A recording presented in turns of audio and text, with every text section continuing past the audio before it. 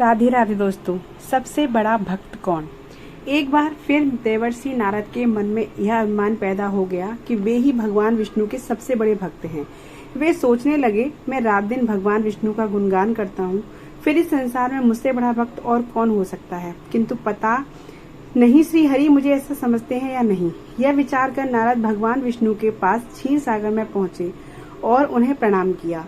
विष्णु जी बोले, आओ नारद, कहो कैसे आना हुआ। नारद बोले, भगवान मैं आपसे एक बात पूछने आया हूँ। भगवान विष्णु बोले, मैं तुम्हारे मन की बात जानता हूँ नारद, फिर भी तुम्हारे मुंह से सुनना चाहता हूँ। नारद ने कहा, हे देव, मैं जीवन भर आपका गुणगान करता रहा, पल पल हर क्षण मुझे बस आपका ही ध्यान रहता है। आप मुझे यह बताइए कि क्या मुझसे भी बड़ा आपका कोई अन्य भक्त है संसार में? भगवान विष्णु समझ तो पहले ही गए थे कि नारद को अपनी भक्ति का अभिमान पैदा हो गया है, किंतु अपने मन की बात छुपाकर वे बोले, नारद, इस प्रश्न के लिए तो तुम्हें मेरे साथ मृत्यु लोक चलना पड़ेगा। नारद बोले, ठीक है भगवान, मैं मृत्यु लोक चलने के लिए तैयार हूँ। भगवान विष्णु नारद को लेकर मृत्यु लोक चल पड़े। धरती पर पहुंचकर दोनों ने किसान का भेष धारण किया और एक गांव के किनारे बनी एक झोपड़ी की ओर चल पड़े। विष्णु बोले, नारद, मेरा एक बहुत बड़ा भक्त है, यहाँ इस कुटिया में रहता है। आश्चर्य है, क्या मुझसे बढ़कर भी किसी की भक्ति हो सकती है?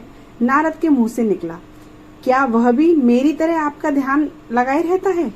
आओ स्वयं ही जान लोगे, विष्णु ने कहा और उस कुटिया की ओर बढ़ गए। किसान उस समय कुटिया के बाहर अपनी गाय को बांध रहा था। उसके मुख से हरि हरि गोविंद का स्वर निकल रहा था। किसान बेशधारी विष्णु ने अब उसके निकट जाकर नारायण नारायण कहा तो किसान ने विनीत स्वर में पूछा, आप कहाँ से आए हैं भद्र? मेरे लिए कोई सेवा हो तो निसंकोच बताइए।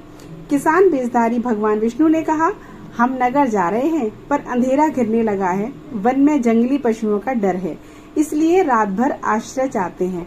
किसान ने प्रसन्न भाव से कहा, मेरी कुटिया में आपका स्वागत है भद्र, और जो रूखा सूखा घर में है आपके लिए हाजिर है। भगवान ने मुझे आप लोगों की सेवा करने का अवसर दिया है, बड़ी कृपा हुई उनकी। बाहर दालान में एक खटिया पर दोनों को बिठाकर किसान अंदर गया और अपनी पत्नी से कहा, देवी, दो अतिथि आए हैं। किसान की पत्नी उस समय अपने बच्चों को भोजन परोस रही थी। धीरे से आटे का बर्तन दिखाती हुई बोली, घर में इतना सा ही आटा है और ये बच्चे और भोजन मांग रहे हैं। किसान बोला, कोई बात नहीं, हम अतिथियों को भरपेट भोजन कराएंगे, तुम बच्चों को आज कांजी बनाकर पिला देना। नारद और भगवान विष्णु ने उन दोनों का सारा वार्तालाप सुना, फिर भी परीक्षा के लिए भोजन की थाली पर बैठ गए। जब दोनों भरपेट भोजन कर चुके तो नारद सोचने लगे, यह सीधा साधा गृहस्थ भगवान का सबसे बड़ा भक्त कैसे हो सकता है। उधर श्री हरि ने किसान से और भोजन लाने के लिए फरमाइश कर दी। बोले, मेरा पेट अभी नहीं भरा, क्या और भोजन मिलेगा? किसान रसोई घर में गया और जाकर पत्नी से पूछा, कुछ और भोजन बचा है क्या? पत्नी बोली, बच्चों के लिए कांजी बनाई है, बस वही शेष है। विष्णु और नारद वह भी पी गए। किसान और उसके परिवार को भूखे ही सोना पड़ा। भूखे बच्चे माँ का आंचल थाम कर कह उठे, माँ, नींद नहीं आ रही है, मुझे बड़ी जोर की भूख लगी है। पिताजी ने उन अतिथियों को कांजी भी क्यों पिला दी? किसान ने बच्चे के सिर पर हाथ फेरते हुए कहा, अतिथि को भोजन कराना स्वयं विष्णु भगवान को भोग लगाने के समान है बेटा। बाहर दालान में दोनों अतिथि अलग अलग बिस्तरों पर लेटे हुए थे। भगवान विष्णु ने कहा, तुमने सुना नारद, किसान और उसके परिवार को भोजन नहीं मिला, फिर भी वह मेरे गुण गाए रहे हैं। यह तो कुछ भी नहीं है, मैंने तो कई कई दिनों तक भूखे रहकर आपका स्मरण किया है।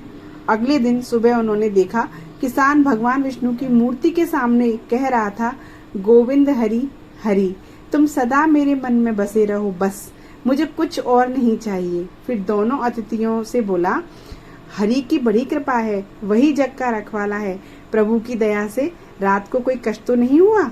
जब तक आपका जी चाहे तब तक आप दोनों यहाँ रहें, मैं खेत पर जा रहा हूँ। किसान बेशधारी श्री हरि बोले, अब हम भी तुम्हारे साथ चलेंगे, यदि तुम्हें कोई आपत्ति ना हो तो।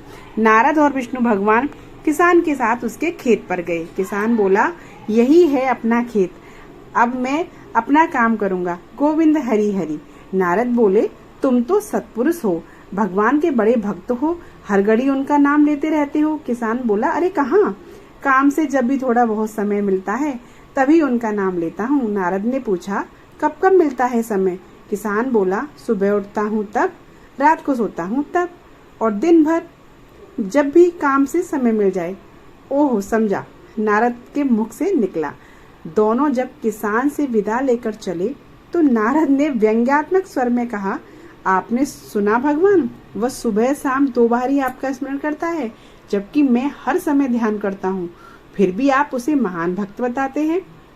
नारद की बात सुनकर श्री हरि चुप रहे, किंतु मन ही मन उन्होंने कहा, कारण भी जान जाओगे नारद। विष्णु ने एक कलश को तेल से लबालब भरकर नारद को दे दिया और बोले, नारद, इसे अपने सिर पर रखकर बिना हाथ लगाए सामने वाली पहाड़ी तक ले चलो। ध्यान रहे इस कलश में रखे तेल की एक बूंद भी जमीन पर न गिरने पाए। नारद बोले, यह कार्य सहज तो नहीं है। यह कहकर नारद ने कलश सिर पर रख लिया और पहाड़ी की ओर चल दिए। नारद पहाड़ी तक गए और लौट आए। विष्णु बोले, लौट आए नारद, ठीक है, अब यह बताओ कि इतनी दूर जाने और आने में तुमने कितनी बार मेरा स्मरण किया? नारद बोले, 1 बार भी नहीं भगवान। करता भी कैसे? मेरा सारा ध्यान तो तेल और कलश की तरफ लगा हुआ था। श्री हरि बोले, अब तुम ही सोचो, वह किसान दिन भर कठिन परिश्रम करता है, फिर भी 2-4 बार मेरा स्मरण जरूर करता है, और तुम 1 बार भी मेरा स्मरण नहीं कर पाए।